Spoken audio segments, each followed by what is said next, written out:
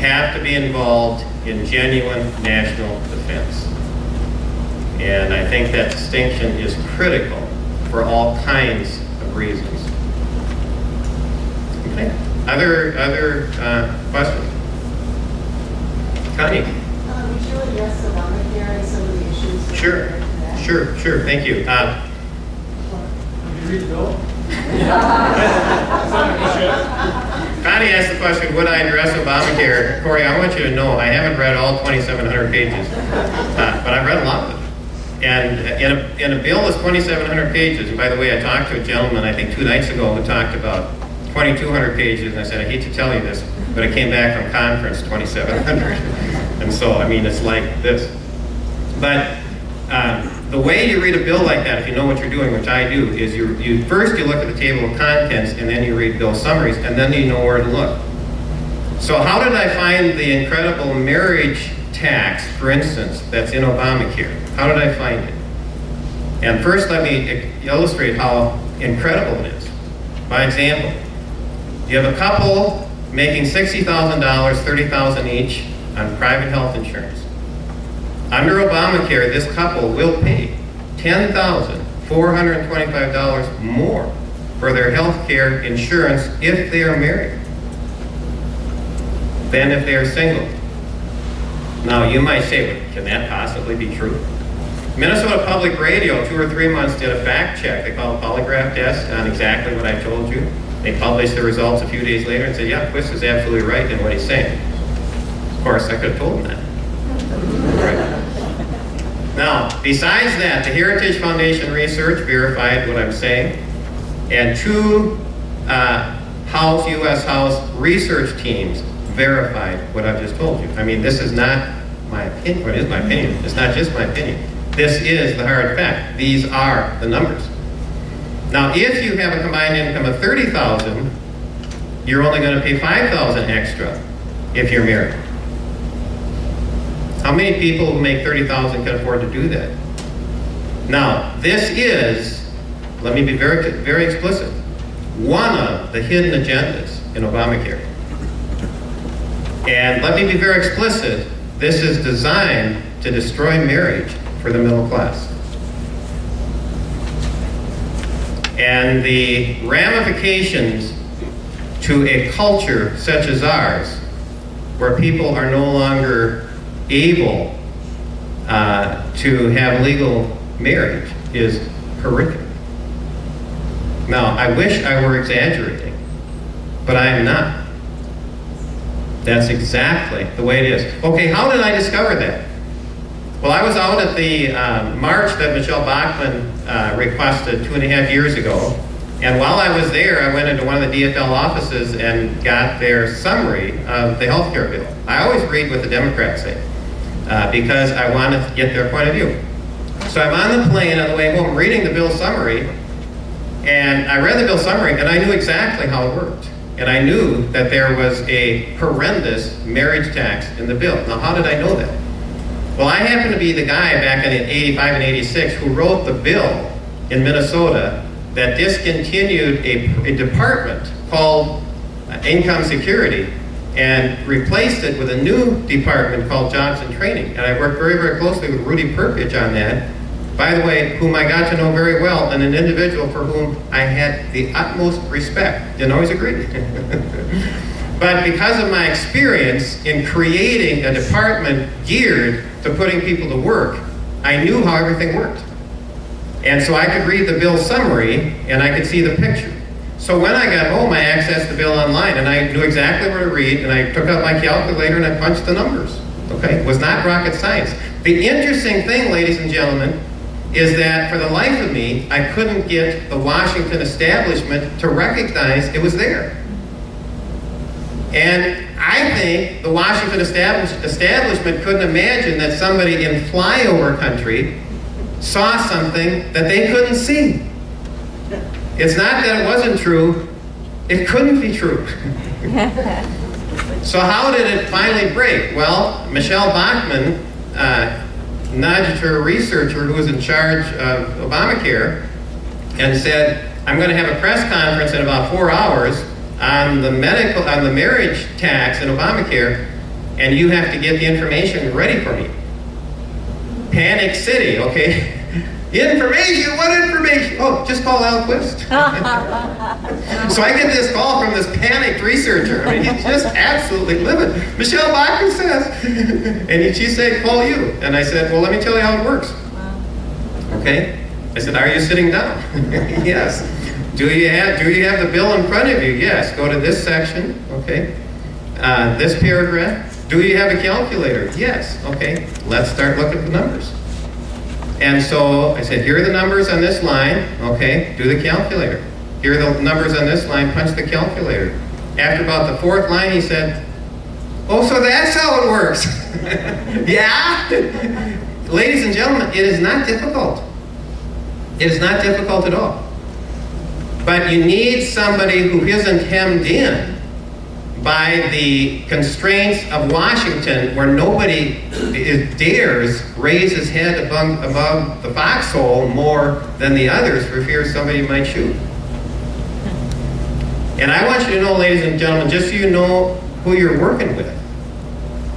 When I broke this story, I held a news conference up in the Capitol and at the Happy Chef here in Mankato.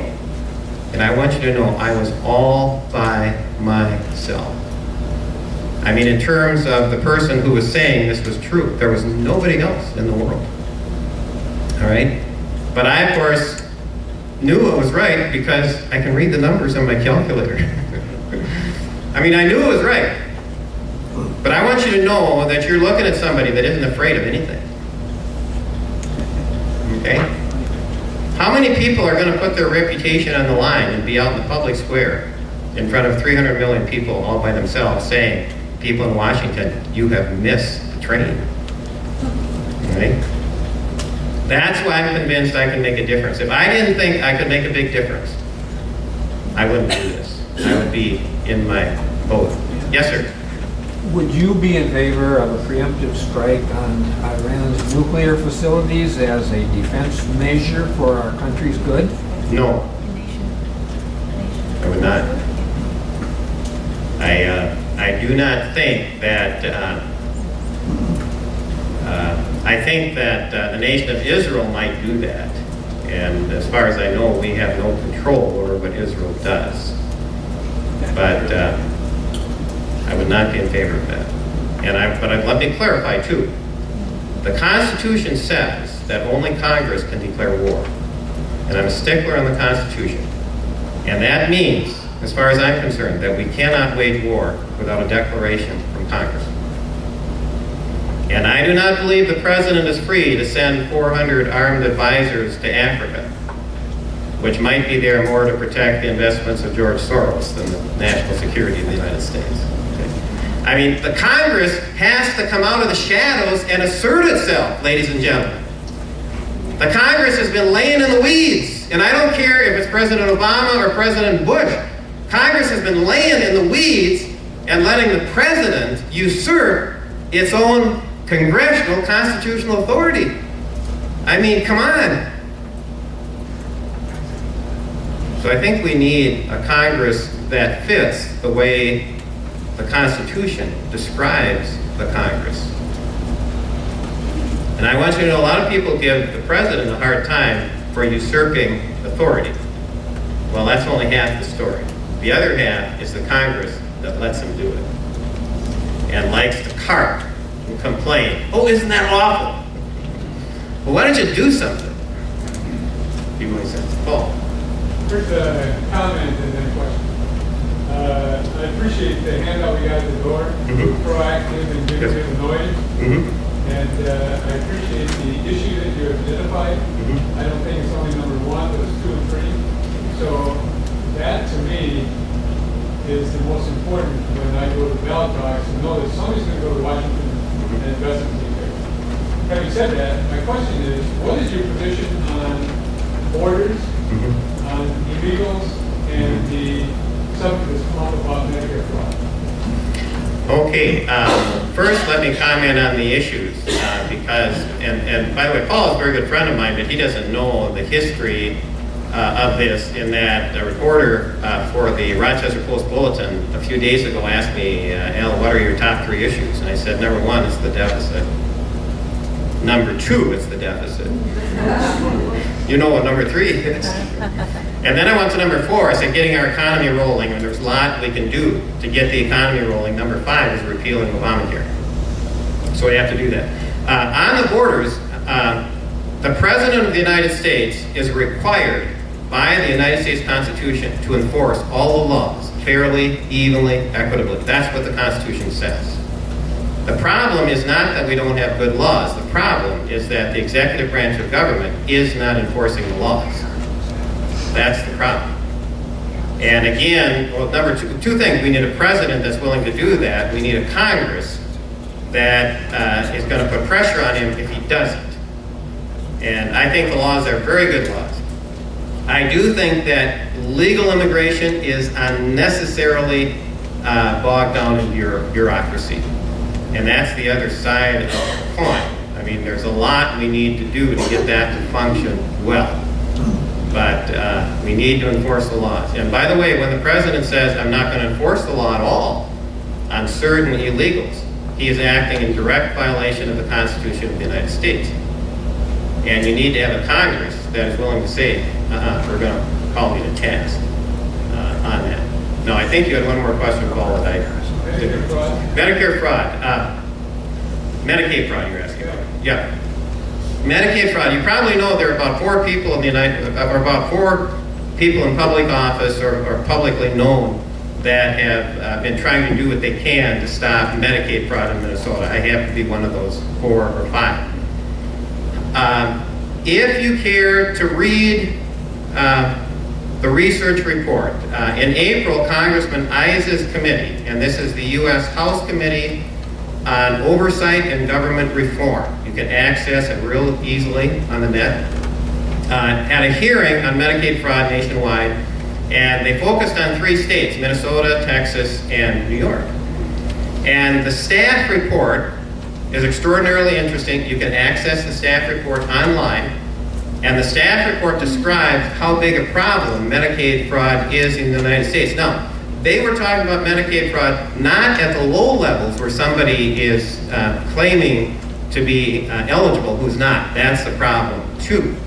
But they were talking about fraud at the state level where states or the departments within states are overcharging the federal government. The estimate of the researchers in Congressman Iss's committee is that this kind of Medicaid fraud could be costing the taxpayers of the United States $100 billion a year. Now, when I say we have to cut spending by $200 billion, I mean, here's potentially half of that without cutting any services. And so do we need to go after this? Yes, we do. We absolutely need to go after this Medicaid fraud. Now, let's apply this to Minnesota. Currently, there are at least 3 federal investigations going on as we speak about Medicaid fraud in Minnesota, looking into Medicaid fraud in Minnesota at the top echelons. Again, we're not talking about the lower level, we're talking about the top echelons. And one of the numbers, I'm a numbers guy, that was in the report of the committee that really struck my attention was this, that Minnesota collects almost 2.5 times the national average per person on Medicaid. Okay? Minnesota pays to the providers below average amounts for services. Okay, how does that add up? It doesn't. So obviously a lot of money is disappearing. All right, a lot of money is disappearing. And we need to have a comprehensive audit of the administration of Medicaid in Minnesota because something is very much amiss. Now I want to give you my estimate, and this is based on very credible numbers. My estimate is that the Medicaid fraud just in Minnesota at the top levels, I'm not talking about people at the bottom, at the top levels, my estimate is this is costing every taxpayer $500 a year, for which we get no return. That's how incredible this is. Again, ladies and gentlemen, this is Banana Republic stuff. I mean, this can't be happening in our dear state and our country, but it is.